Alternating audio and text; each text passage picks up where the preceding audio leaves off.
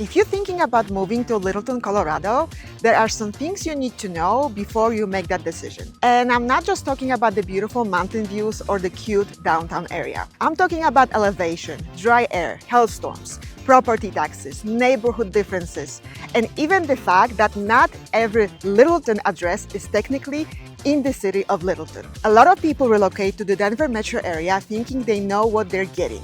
And then once they're here, a few things surprise them. So in this video, I'm going to walk you through the real things you need to understand about living in Littleton.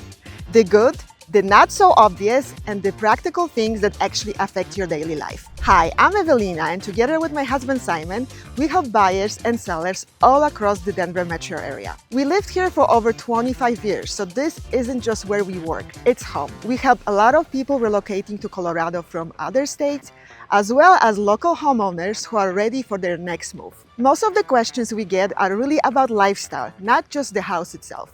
If Colorado is starting to feel like a place you could call home, I also created a relocation guide to make things easier. It covers daily life, neighborhoods, weather, and things people don't always think about before moving. It's free and I will link it below. Okay, let's start with something most people underestimate. Number one, the altitude is higher than most people are used to. Littleton sits around 5,300 feet above sea level. That's normal for the Denver metro area. This is why we call it the Mile High City. But if you're moving here from the sea level, especially places like Texas or Florida, you're going to feel it. I had buyers fly in for showings and tell me the first day, "Wow, I'm more tired than usual." That's the altitude. At this elevation, the air is thinner. You might feel short of breath during normal activity, you might get mild headache or feel more dehydrated than you used to. And here's the thing. It's not dramatic, it's not dangerous for most healthy people, but it's noticeable. The biggest change is hydration. You need to drink more water than you think all day long. The upside of living in this elevation is the sunshine. Once your body adjusts, most people feel completely normal. If you're planning on relocating here, give yourself time to adjust before jumping into intense hikes or workouts. Number two, climate is extremely dry. Colorado is dry, very dry, including Littleton. Your skin gets dry, your lips crack without chapstick, and some people even get nosebleeds their first winter. Most people, they just end up buying better lotion, maybe humidifier, and drink more water. But the good part, the heat feels better here. 85 or 90 degrees doesn't feel heavy or sticky like Florida or Houston. And winter is cold, but it's a dry cold. Like today, it's late winter and I'm wearing this because it's warm outside. And it's normal to see kids wearing shorts or t-shirts and walking to school in the winter. So don't be alarmed. Most people adjust to the dryness and end up liking it. It's just part of living in Colorado. Number three, the weather is unpredictable, including hail. Colorado weather has a personality.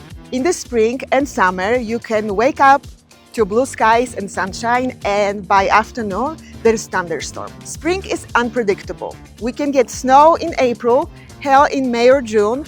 Sometimes it is intense. Colorado gets some of the most hail in the country because of the mountains and the way storms build here. That's why you see roof replacement everywhere. Insurance roof claims are very common and that surprises a lot of people. The good part? We have easy winters.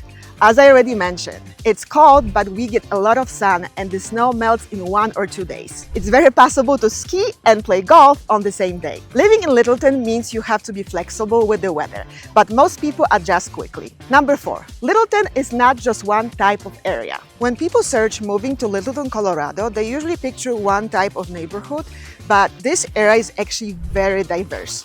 Near downtown, it's walkable and social with historic homes, tree-lined trees, local restaurants, and that small town feel close to Denver. You will also find established suburban neighborhoods with larger lots, mature trees, and homes built in the 70s through 90s that offer more space and character. Closer to the foothills like Ken Keller Ranch, it becomes more outdoorsy and quiet, with quicker access to trails and open space. Head south and you will see newer communities like Sterling Ranch and Solstice with modern homes and built-in trail systems. And then we have Roxborough that stands out with red rock views, custom homes, and a setting that feels tucked into nature. What makes all these areas special is that they all fall under one name, but you're really choosing the lifestyle that fits your best. Number 5, not all Littleton addresses are in the city of Littleton. This is one of the most confusing parts of moving here, especially for relocation buyers. A home can have a Littleton mailing address, but actually be in a different county or even an unincorporated area. So when you see Littleton, Colorado on the address, that does not automatically mean it's inside the city of Littleton. Some addresses fall in Arapahoe County, others are in Jefferson County, Douglas County, and there's even a small area that is technically in Denver County. Why does that matter? Because counties and city limits can affect property taxes, zoning services, and even things like snow removal. Now, that's not necessarily a bad thing. In some unincorporated areas, taxes might even be lower. It's something you should understand before you buy. Number 6, Littleton is established, limited new construction. Littleton is an established community. Many of the neighborhoods were built in the 70s, 80s, and 90s. You will see mature trees, bigger lots, and established streets. That's part of the charm. It doesn't feel like a brand new subdivision where every house looks the same. A lot of buyers really like that stable, rooted feel. If you're coming from Texas, Arizona, or Florida, where new construction is everywhere, you will probably notice there aren't as many brand new options in central Littleton. That said, new construction do exist. Sterling Ranch offers modern floor plans and newer homes. Solstice near Chatfield is another option with new builds and great access to the outdoors. So new construction is here. It's just in certain pockets, not spread throughout the city. And because there's less of it, newer homes usually come at a premium. If you want a brand new home, it's possible.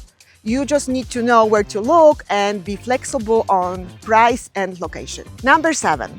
Home prices tend to be higher. This area is one of the more popular suburbs in the Denver metro, and that impacts prices.